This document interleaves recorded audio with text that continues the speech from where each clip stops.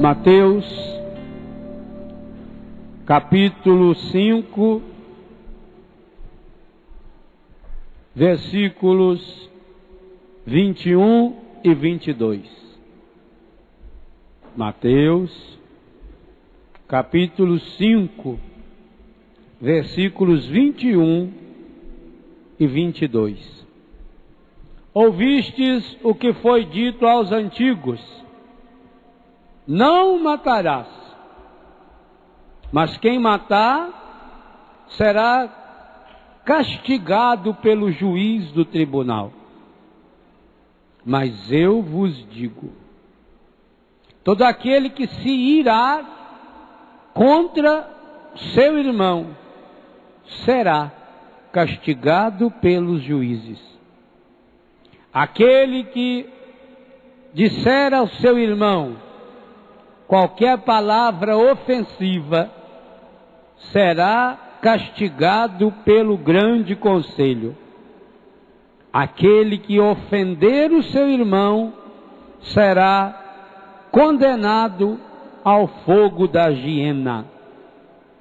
Palavra da salvação. É impressionante que Jesus, quando chega no seu grande sermão da felicidade, retome todos os mandamentos. Retoma-os e resume-os. Porque uma pessoa, para ser judeu, religião judaica, precisa estudar muitos anos a lei. Tanto que o judeu começa a estudar a lei primeiro em casa, com a mãe é a grande pedagoga, e depois, com 13, 14 anos, ele entra na escola rabínica e passa o resto da vida estudando.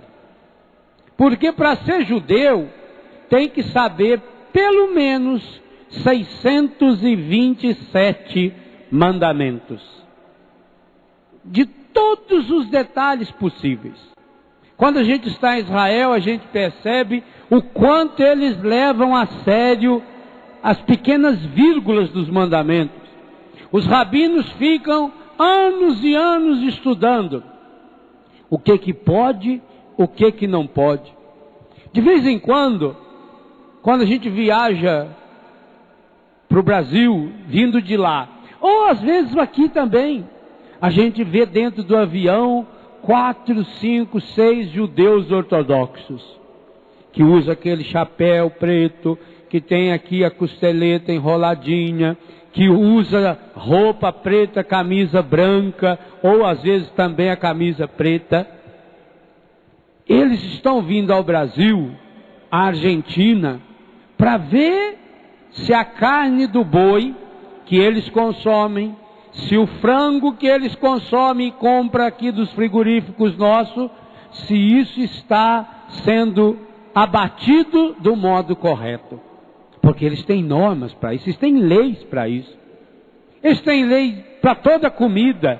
Como é que pode fazer a comida, como é que não faz a comida. O que você pode misturar à mesa. Jamais num restaurante judaico você vai comer misturado os derivados da carne com os derivados do leite, por exemplo. Porque 3 vezes a Bíblia diz: não cozerás o cabrito no leite da sua mãe.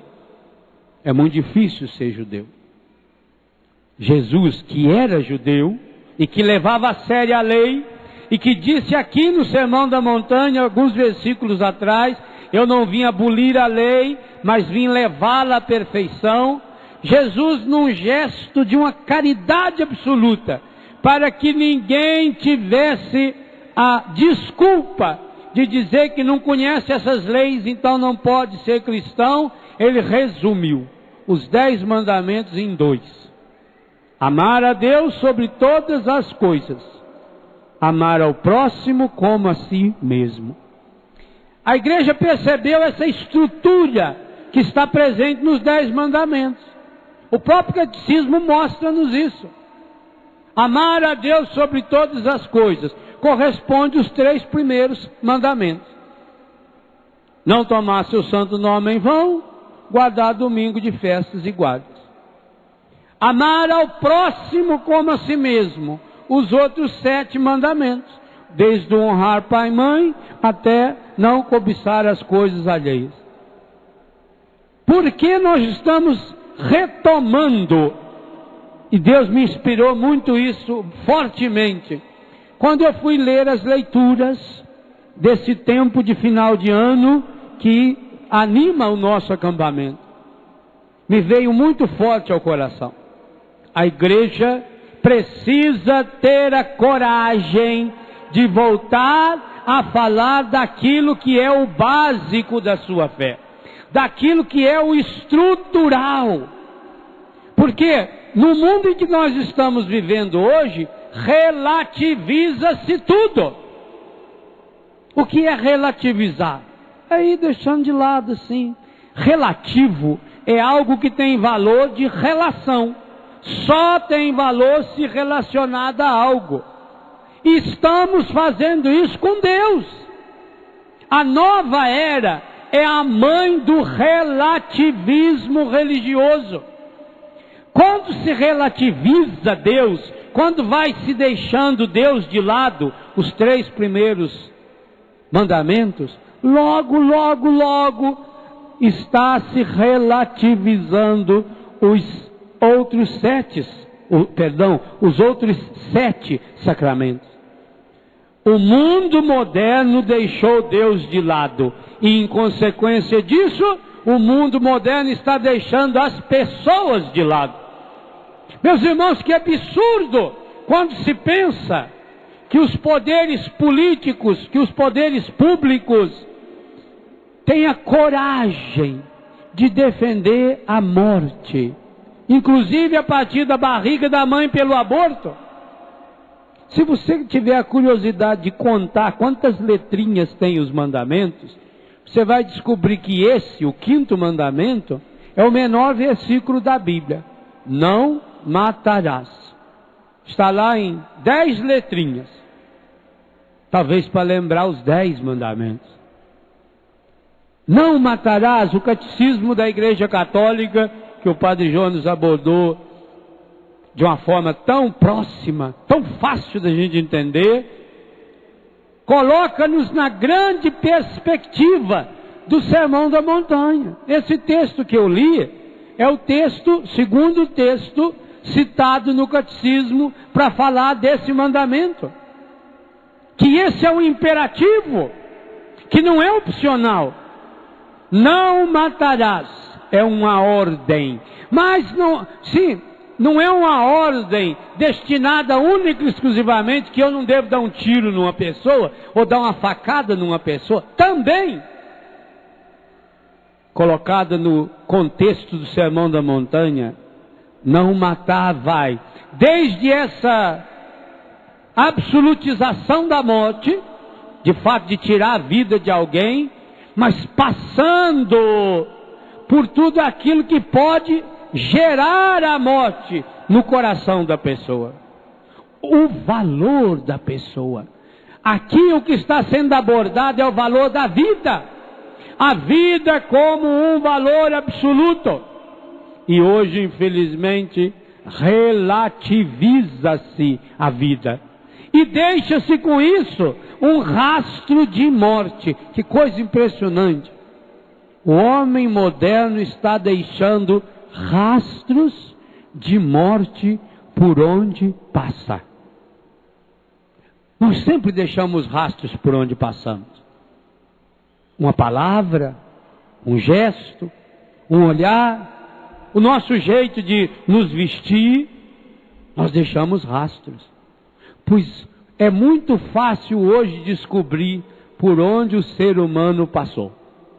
Assim como você vê nesses filmes antigos, quando alguém está perseguindo o outro, ele vai descobrindo onde ficou o rastro. Ah, ele esteve aqui, porque ele comeu aqui. Os animais procuram perceber os rastros para ir atrás. O ser humano está deixando rastros de morte. Olha a natureza. Hoje, a natureza trabalha contra o ser humano. A natureza que Deus criou, e do mesmo jeito que Ele criou o homem e a mulher do barro, Deus criou o universo inteiro, cada planta que existe é Deus que pôs a sua mão e tocou, e curou, e transformou e serve para tudo isso. O ser humano hoje vai matando a natureza, matando os rios.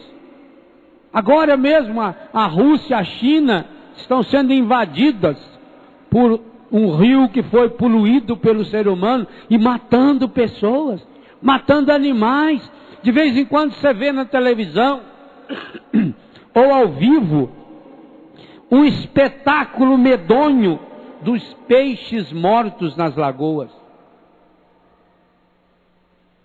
Eu vi no Rio de Janeiro a Lagoa Rodrigo de Freitas, uma bela lagoa, um cartão postal do Rio de Janeiro, forradinho de peixes mortos, em consequência da poluição. Por quê? Porque cada um só pensa em si, vai deixando esse rastro, por onde passa, vai deixando o papel da bala, vai deixando um pedacinho do picolé, vai deixando o toco do cigarro. Olha o que faz um toco de cigarro jogado na estrada.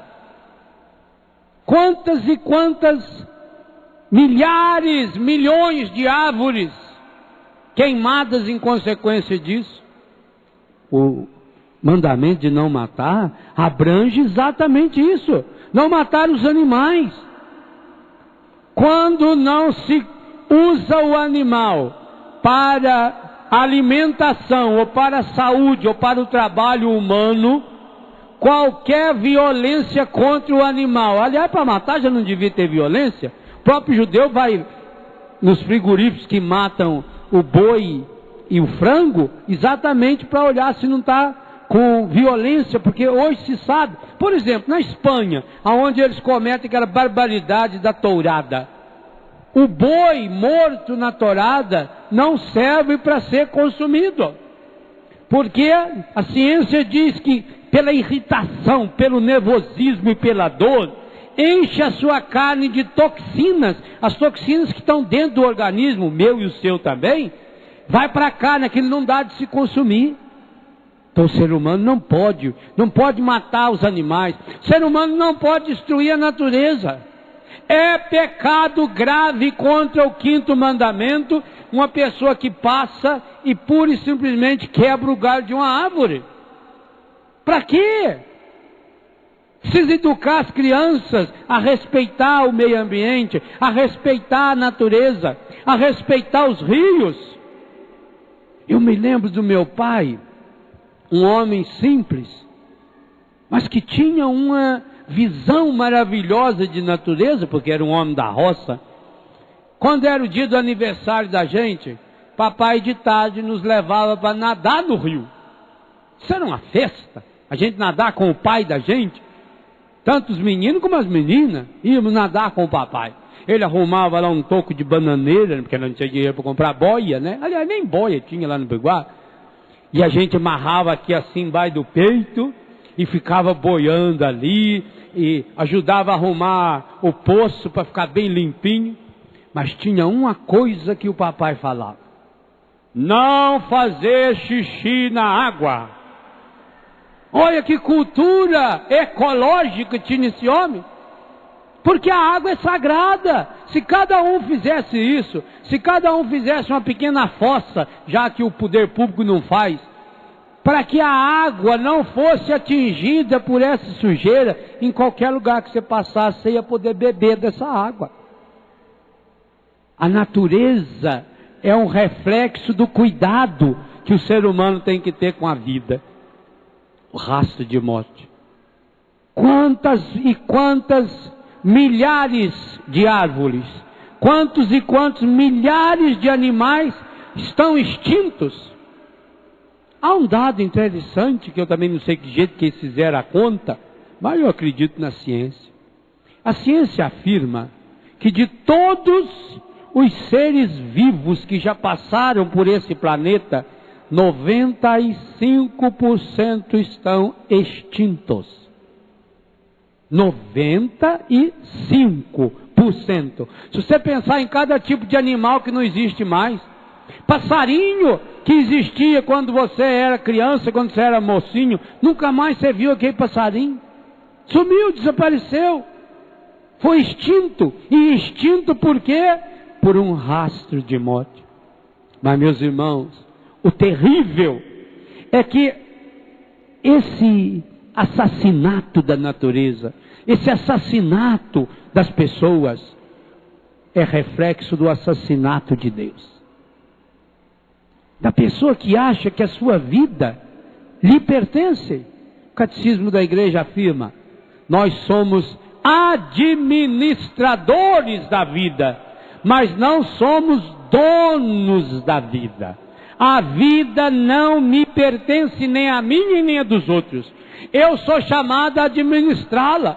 Ora, se Deus, antes de fazer o ser humano, criou o céu, a terra, a natureza, as plantas, os animais, numa escala maravilhosa, que o próprio Charles Darwin copiou quando criou a sua tese a teoria da evolução, é sinal de que essa é de fato a situação que Deus colocou para que aí o ser humano viva.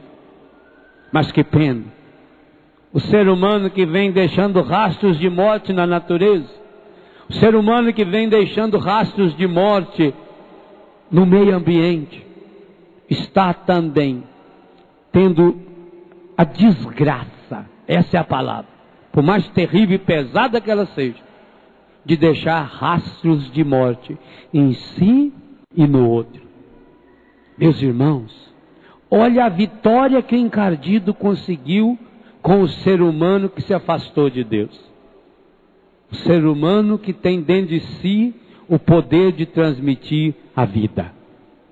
Pois agora o ser humano tem o poder de transmitir a morte. Olha bem a inversão que o encardido fez. Porque o ser humano se afastou do projeto de Deus, hoje ele é um reprodutor de morte. E é interessante, eu tenho um filho, numa das minhas casas, que teve a desgraça de ser matador no lugar onde ele vivia. E ele me dizia que ele já tinha conseguido se lembrar de 15 assassinatos que ele cometeu. E já tinha confessado. Mas que tinha muito mais, que ele pedia a Deus a graça de recordar. E eu perguntei para ele: mas como é que você consegue? Como é que você conseguia chegar numa pessoa e dar um tiro? Eliminar uma pessoa ou a facada?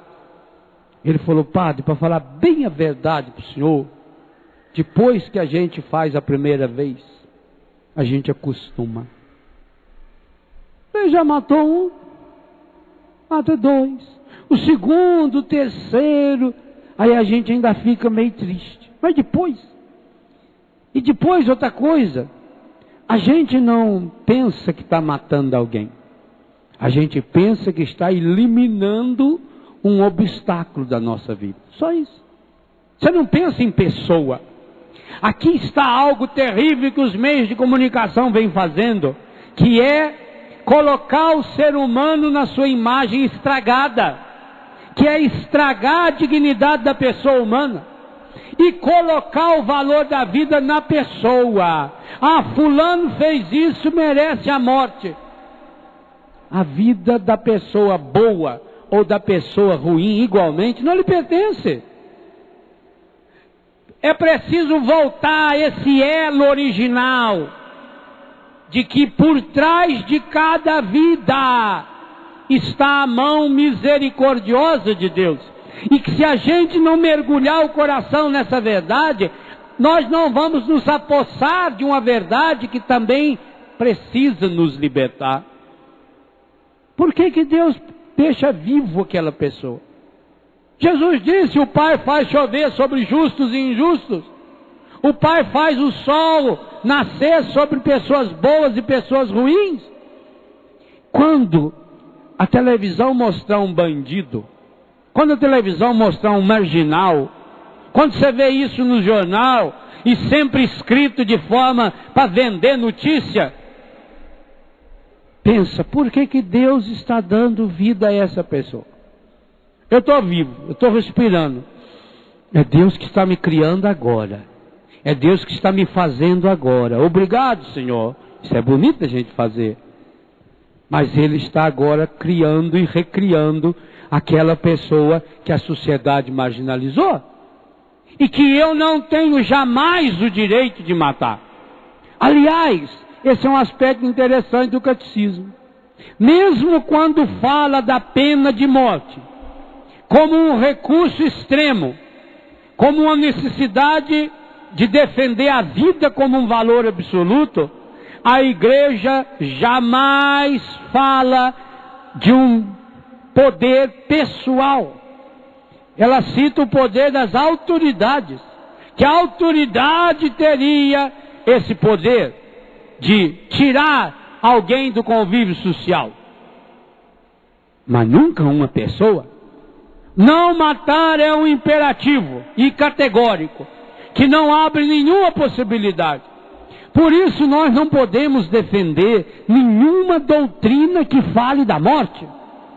Segunda coisa importante, o catecismo abrange a vida desde o seu nascimento, antes do seu nascimento, na gestação e vai até a velhice. Significa que nós não podemos eliminar a vida de ninguém, inclusive passando pelos doentes. O catecismo não aceita, e a doutrina da igreja não aceita a eutanásia. Aliás, devia mudar esse nome, porque eutanásia é um termo, junção grega, eu mais thanatos, morte. Eu é o bem, por exemplo, evangelho, essa mesma preposição, eutanásia, bem morrer. A igreja não admite. A igreja até afirma, porque a igreja é mãe, e a palavra de Deus é inspiradora de vida, que muitas vezes, se você não tiver os recursos, ou se isso estiver exigindo um recurso que você não tem condição de levantar, que infelizmente a pessoa morrer em consequência disso, que a pessoa não deve ter trauma e peso de consciência, porque fez o máximo possível. Mas jamais a igreja admite que, mesmo sendo para minorar o sofrimento, mas a pessoa está sofrendo muito, mas a pessoa não tem condição de reagir, mas a pessoa perdeu a consciência, cabe à ciência e à família lutar até o fim pela vida dessa pessoa. E quando vier a morte, ela virá para todos nós, ela vem com um momento de cura e libertação. Acabei de lançar um dos meus últimos livros, A Cura dos Traumas da Morte, para ajudar a pessoa. Por que, gente, que a morte deixa tanto trauma? Por que se cria tantas histórias absurdas, os filmes de terror? Para que a pessoa tenha dentro do coração a postura de lutar contra a morte como inimiga. Não, a vida é a nossa amiga. Nós precisamos lutar cada dia pelo dom da vida. A morte é consequência. E aquele e aquela que procura viver na graça de Deus, tira da morte fonte de vida. Vejam a morte mais hedionda do planeta, que foi a morte injusta de nosso Senhor, mas que o próprio Deus tirou daí a fonte da vida para todos e para cada um de nós. A igreja, portanto, nos ensina, baseado na doutrina da Sagrada Escritura, que a vida é um dom sagrado. E aí, meus irmãos, nesse momento, cabe uma reflexão séria, e eu penso que nós aqui, na Canção Nova, deveríamos de fato inaugurar com esse acampamento um grande clamor pela vida. Principalmente enquanto corre escondido lá no Congresso Nacional, e o ano que vem é um bom ano para isso, que é ano de eleição, nós precisaríamos nos unir de tal forma, porque graças a Deus, as manifestações que grupos ligados à igreja fizeram, conseguiu fazer com que a Jandira retirasse provisoriamente esse projeto medonho do aborto que está no Congresso. Mas nós precisamos de algo mais. Eu quero, inclusive, levantar essa bandeira. Já fizemos outro dia isso na tenda, com a doutora Lília, com o doutor Ives Ganda, gente de altíssimo nível, gente que entende tanto da lei quanto da ciência, levantar uma grande bandeira. Nós precisamos, com a força dos católicos, banir essa lei. Essa lei não pode ser só deixada embaixo do pano, como está até agora.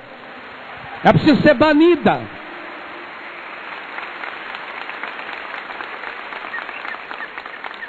Ela precisa ser extirpada. É preciso ser jogada no lixo. Como uma palavra definitiva de que nós queremos a vida. Porque acreditamos em Jesus que nos diz: eu vim para que todos tenham vida e a tenham em plenitude. E a tenham abundantemente. Esse Jesus que nos dá a vida, que nos convida à vida, precisa nos impulsionar nesse ano que vem. Esse é um ano de eleição. Eu penso que nós católicos precisaríamos pedir, e eu no que depender eu vou divulgar, o projeto de governo dos candidatos à presidência da República, a governo, e todos os deputados, senadores que forem eleitos. Será que aí está uma palavra explícita contra o aborto? É preciso de uma palavra, e isso precisa estar no plano de governo. Porque, meus irmãos, que sociedade é essa? Aonde esse bando de corruptos, e não é corrupto? Eu estava em Brasília no dia que começou o recesso parlamentar. Não tinha nenhum deputado no Congresso. Anteontem eles receberam a primeira parcela do salário de R$25 mil para trabalhar esse tempo de recesso. Nenhum compareceu no Congresso nesses dias. Não tem um deputado lá, nenhum. Os senadores nem receberam ainda, porque nenhum deles foi para lá. São corruptos. Homens que estão sujando e envergonhando, e mulheres também, que estão sujando e envergonhando-nos, que estão recebendo dinheiro. Para quê? Para não fazer nada. E ainda para serem instrumentos de morte. Você aplaudiu. Mas eu queria dizer, a culpa é sua. Pode aplaudir você agora. A culpa é minha. Eu estou tentando amenizar a minha culpa. A culpa é sua. Que como cristão, nessa hora, vota pela morte. Porque vende o seu voto. Porque vende a sua dignidade. Na hora que você vai, é tão fácil votar. Foi até um amigo meu que criou a eleição eletrônica. Bate lá, Dr. Carlos Prudêncio, lá de Santa Catarina. Só gravar um número. Mas o que está por trás disso? A sua consciência nessa hora, que troca voto por uma cesta básica, troca voto pela metade de uma dentadura. Eu voto no fulano porque ele é amigo da minha avó. Essa é a culpa nossa, é por isso que está nessa situação, gente. Que coisa medonha. Hoje, aqueles que deveriam ser os defensores da vida, são instrumentos de morte. O aborto. No ano 97, pensa bem, fazia 67 anos que Jesus tinha ressuscitado. Num documento citado no catecismo, chamado Didática, Caminho. Primeiro texto, aliás, alguns falam que ele surgiu no ano 90, antes até que o Evangelho de São João. Portanto, um dos documentos mais antigos. O dia que você encontrar esse documento é fininho. Didaqué. Nas boas livrarias católicas tem. Compre e leia. Você vai conhecer o pensamento da igreja primitiva. Os primórdios da igreja. Esse documento diz que o aborto é uma prática abominável. Olha a palavra. Tudo que a gente falar contra será pouco. Abominável. Quer dizer, aquilo que tem que ser banido, aquilo que não pode chegar perto da gente, aquilo que é força destruidora, aquilo que é semente do inferno para quem faz e para quem apoia. Meus irmãos, a natureza clama pela vida. Eu me lembro de um cordeirinho que morreu lá em Betânia, que os cachorros pularam no pescoço dele e matou, recém-nascido. E eu chorei algumas vezes, junto com a ovelha mãe. Essa ovelha baixava a cabeça e ficava se sujando no sangue do pescoço do filho, e tentando empurrá-lo para ver se ele levantava. E ele não levantava, ele estava morto. Essa ovelha saía desesperada, ficava olhando para o lado, como que olhando para alguém pedindo: me ajuda, faz o meu filho voltar. E você se sente absolutamente impotente. A mesma coisa com qualquer animal. Tenta chegar perto de um bezerro novo, a vaca vira uma fera.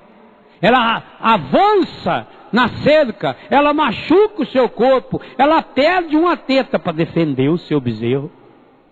Tenta chegar perto de uma cobra com os seus filhotes, cascavel, por exemplo. Tenta. Todo mundo sabe disso.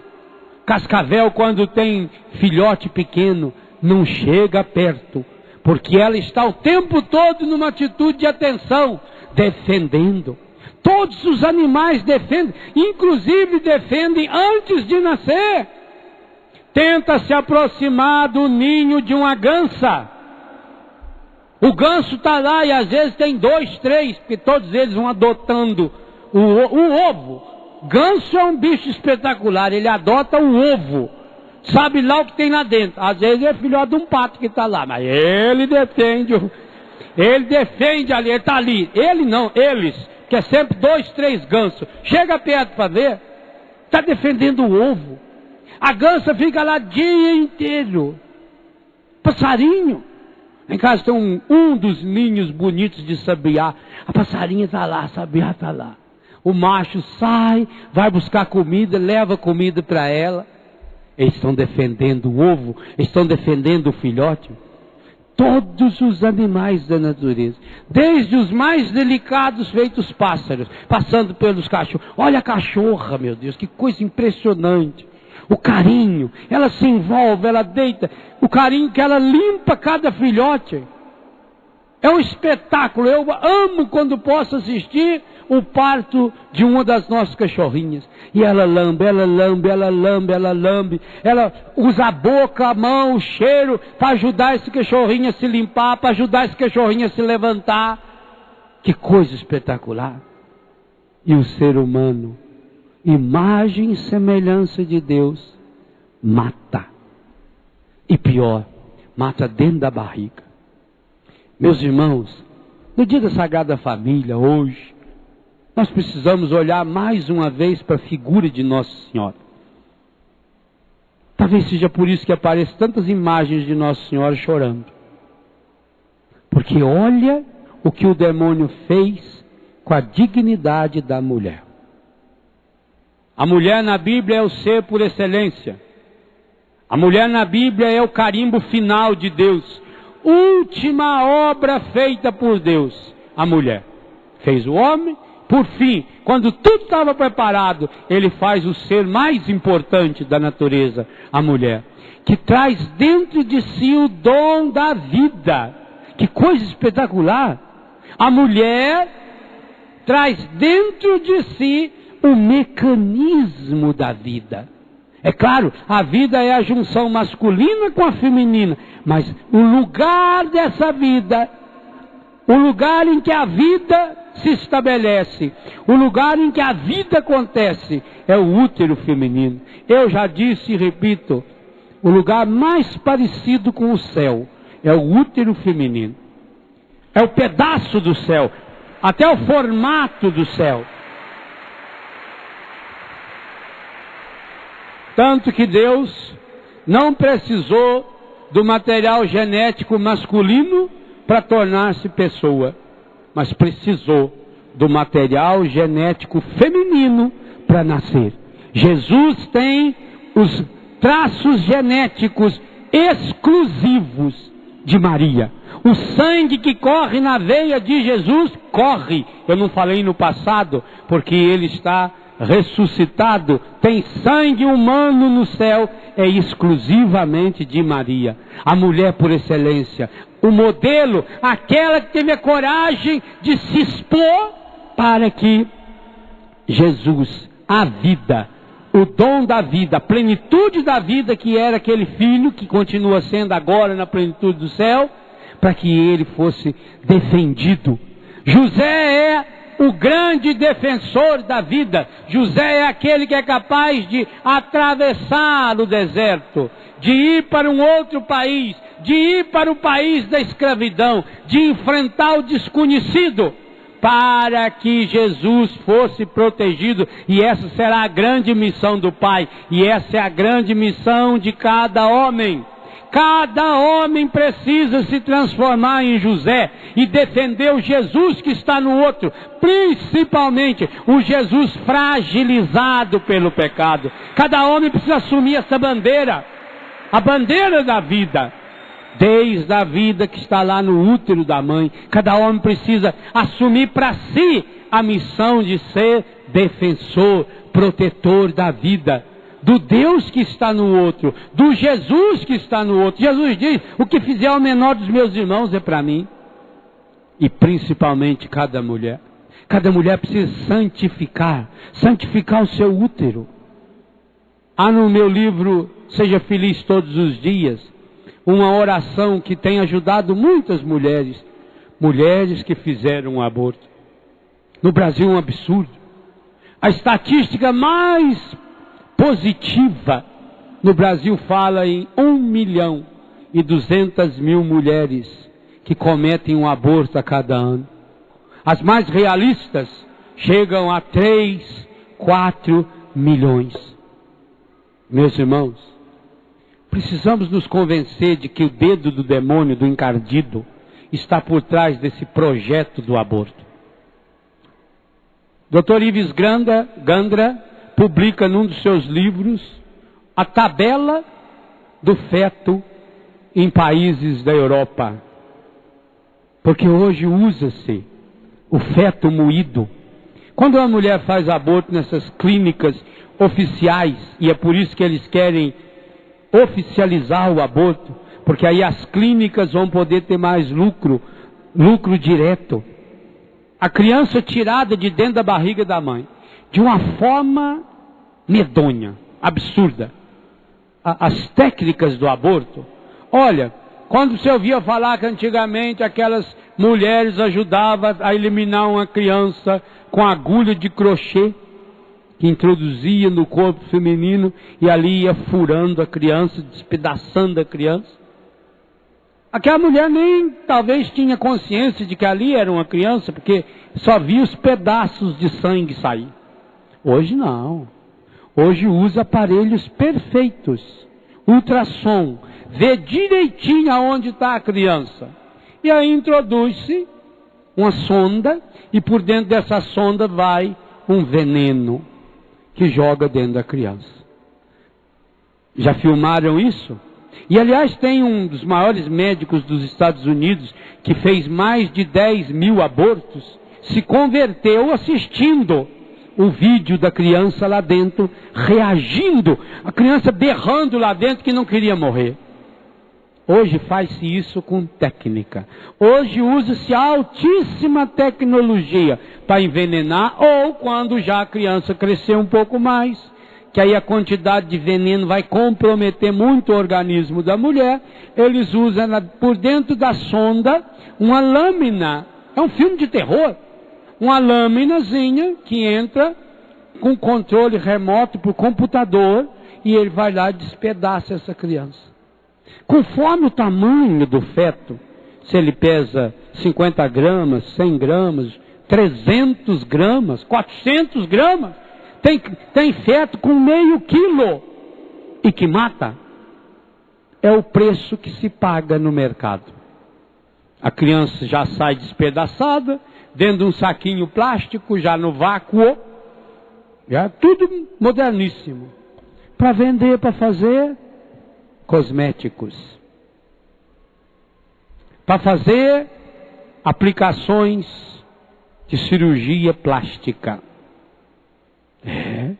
Aquilo que eles falam lá que usa do cordão umbilical é lorota. É absurdo. Está no livro do Dr. Ives Gandra. Processem ele, que é uma das maiores autoridades jurídicas desse país. Ele cita o que acontece na Rússia. Gente, que absurdo. Só de pensar que um creme, um cosmético que você usa para ficar mais bonito, foi feito com feto despedaçado. Olha onde o ser humano chega. Ora, se Deus veio chamar a atenção de Caim, dizendo que o sangue de Abel clamava na terra, o sangue que engoliu, a terra que engoliu o sangue, que esse sangue clama contra o próprio Caim, vocês pensem então hoje na quantidade de crianças bárbara e terrivelmente assassinadas. Quando você pergunta, meu Deus, por que as coisas não dão certo na minha vida? Porque nós estamos mergulhados numa sociedade de morte, que prega a morte, que ensina a morte, que defende a morte, que cria leis e que querem fazer o assassinato dessas crianças com o dinheiro do povo. Isso significa para os hospitais. Gente, isso aí você vê na televisão, e quantos já fizeram a experiência na prática? Se você precisa de um médico, você tem que ir não sei com quantos dias de antecedência. Tem que passar noites inteiras na fila. O Brasil tem uma saúde pública dos piores níveis do mundo. E defender uma lei para que o aborto seja feito nesses hospitais é você criar normas e leis a favor da morte. E aí contra isso vem: não matarás. Cada um de nós precisa assumir o compromisso pela vida. Se Jesus veio para nos dar a vida, não só a minha, nós precisamos defender a nossa vida. E inclusive, olha como o catecismo é sábio. A sua obrigação primeira é defender a sua própria vida. Se por consequência da defesa da vida você vier até a matar alguém, a igreja, baseado na doutrina dos sacramentos, afirma que se entre a sua vida e a vida de um outro, você precisa defender a sua, até mesmo se vier como consequência a morte dessa pessoa. Imagine então a senhora que tem essa vida dentro da sua barriga. Imagine Deus tecendo a criança no seio materno. A vida precisa ser defendida e cuidada. A vida dentro da barriga, a vida da criança. Por que esses que defendem o aborto não faz uma grande campanha, inclusive criando leis que proteja essas crianças que estão jogadas à margem da vida e que amanhã ou depois vão acabar sendo marginais, e que amanhã ou depois vão perder a sensibilidade, porque essas crianças jogadas na rua, as crianças que a Toca de Assis, por exemplo, acolhe, os menores que a Aliança de Misericórdia recolhe, alguns desses que aparecem nas nossas casas e que graças a Deus são acolhidos. Por que não faz-se uma campanha para educar essas crianças, para dar dignidade de vida para essas crianças? Porque isso não interessa. Isso não interessa. A sociedade está acostumada a dar valor para quem está lá em cima. Mas aqueles que estão jogados à margem, isso aí não merece. É corresponsabilidade. Cada vez que mostra um menor desse que fez um crime, tem corresponsabilidade de quem se omitiu, de quem só pensa em si, de quem não tem a capacidade de olhar a vida do outro como um valor. tão grande, tão importante quanto a sua? A igreja vai defender cada vez mais o dom da vida como um valor supremo, como um valor absoluto. E sabe por que a vida humana tem valor absoluto? Porque Deus quis o humano por si mesmo. Deus colocou a sua imagem e a sua semelhança em cada ser humano criado. Lutar contra a morte é lutar também contra esses mecanismos de morte, mecanismos terríveis. Por exemplo, o tráfico de drogas. Meu Deus do céu, em função das drogas, como mata-se pessoa. Mas não só o traficante, a pessoa usuária. Eu tive um filho, não vou citar o nome porque ele já está num processo de recuperação, que foi um dos bons meninos que passou pela minha casa.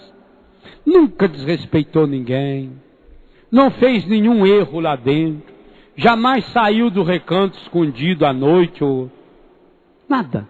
Um menino excelente, até introspectivo.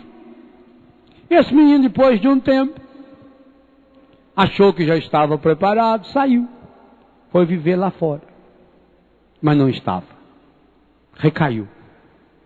Mas como ele tinha vivido até muito tempo lá na comunidade, talvez ele até tenha perdido contato com alguns traficantes, não sei. Usou drogas com mais 2 meninos, um de 15, um de 14 anos. Colegas que trouxeram droga para ele.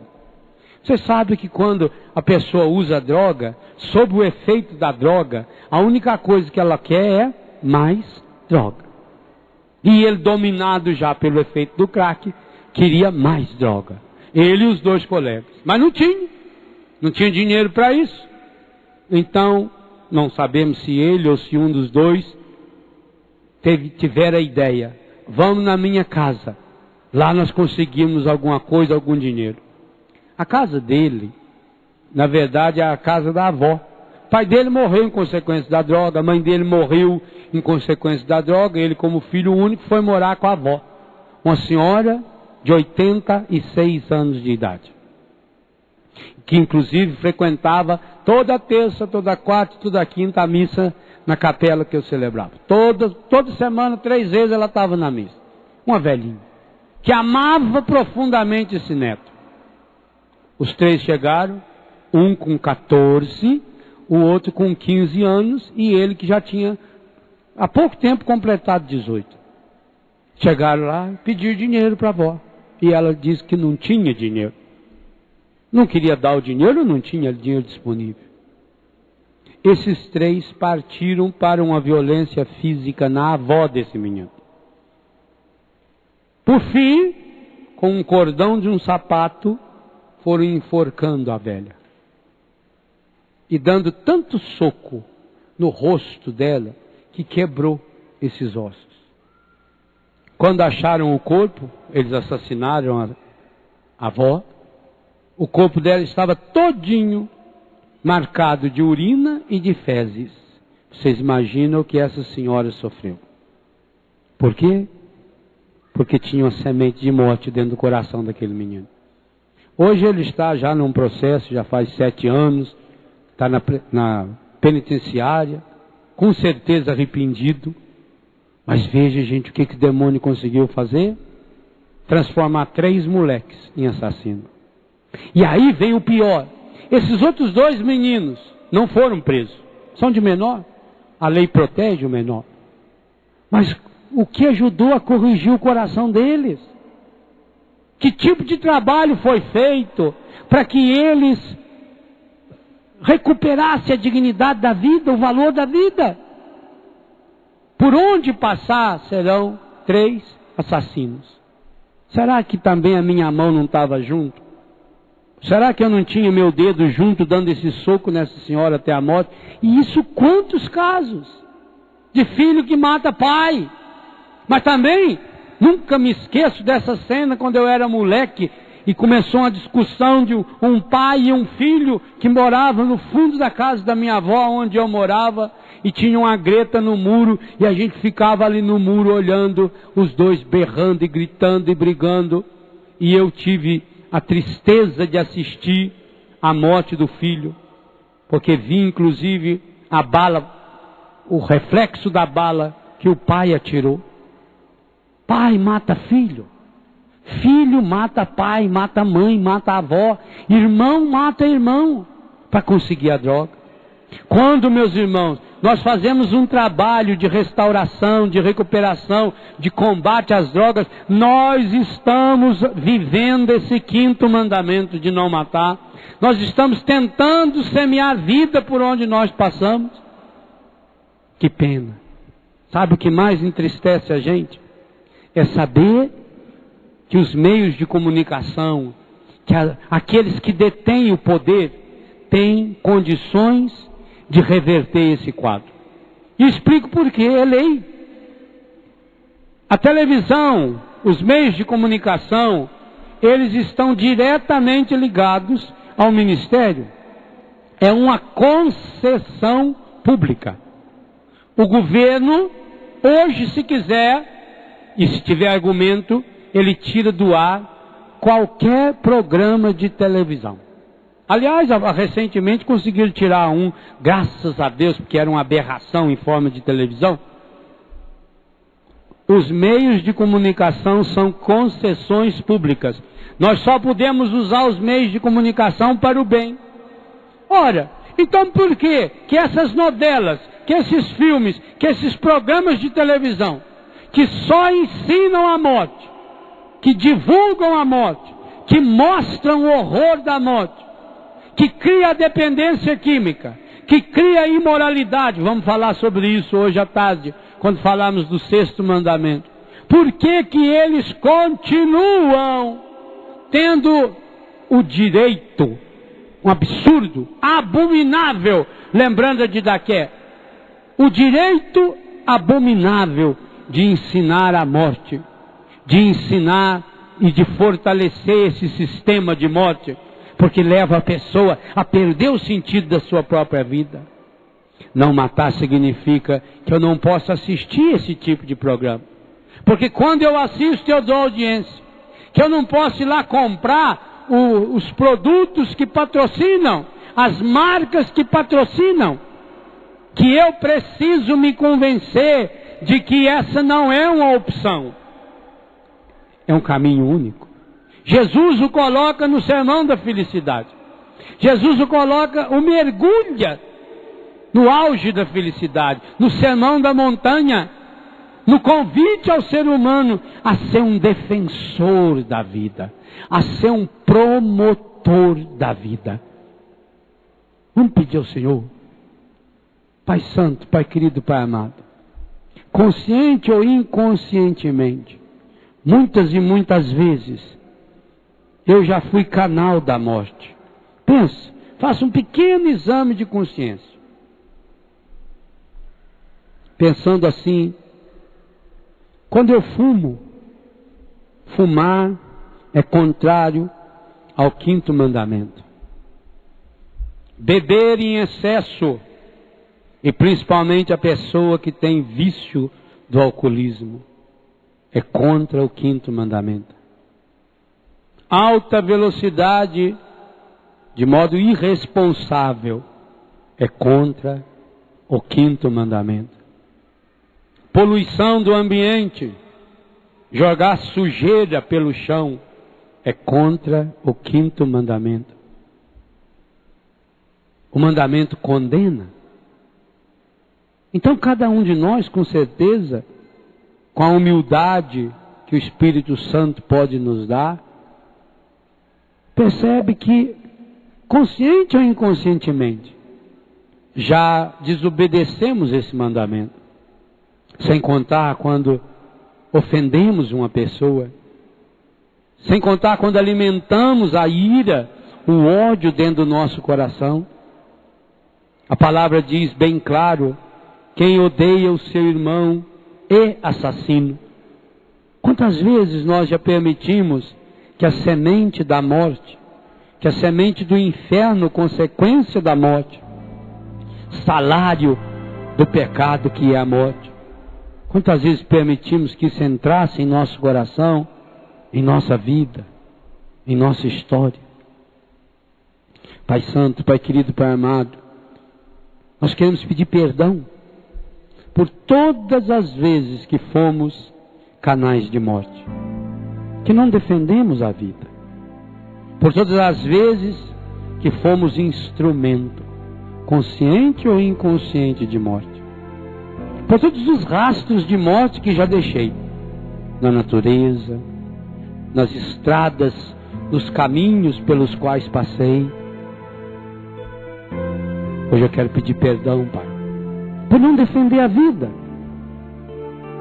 Quero pedir perdão, Pai, se por acaso cair na desgraça de cometer um aborto.